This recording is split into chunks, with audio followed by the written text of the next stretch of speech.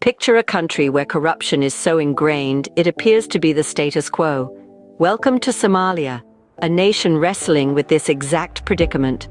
In a recent development, the Benadir court has concluded the hearing of an extensive corruption case against 11 government officials. These officers, hailing from various government ministries and departments, had been apprehended several months ago. The case has been before the Benadir court for more than a month now. Previously, the Attorney General of Somalia, Suleiman Mohammed, had announced groundbreaking charges against 9 public officials, including 2 Director Generals of ministries and the head of the country's immigration.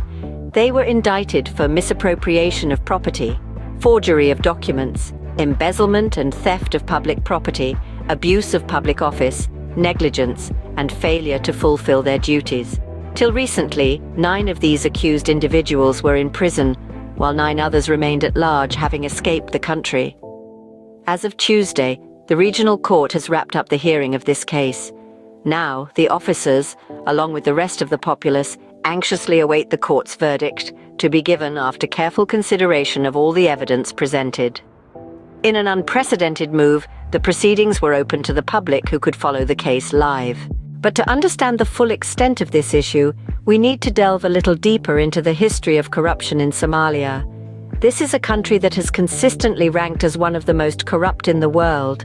Embezzlement within the government is rampant, with officials regularly diverting funds meant for public projects and services into their own pockets.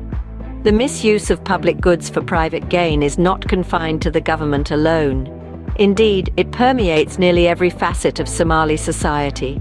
However, corruption is far from a simple issue. Its roots are deeply embedded in the social, political, and economic fabric of the country. Therefore, addressing this problem requires a comprehensive, multifaceted approach.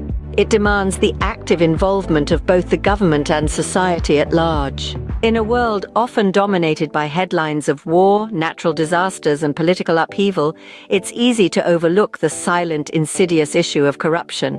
But just as a small leak can sink a great ship, corruption, if left unchecked, can bring a nation to its knees. It erodes trust, stifles development, and perpetuates inequality. The fight against corruption is a fight for justice, for equality, and for the future of our global community. So, what can you do? Stay informed, understand the issues at hand, engage in conversations both online and offline about corruption and its impact on society. Remember, the battle against corruption is not confined to the borders of one nation. It is a global fight, and every voice, every action, no matter how small, can make a difference. In the words of Edmund Burke, the only thing necessary for the triumph of evil is for good men to do nothing. Will you stand by, or will you join the fight?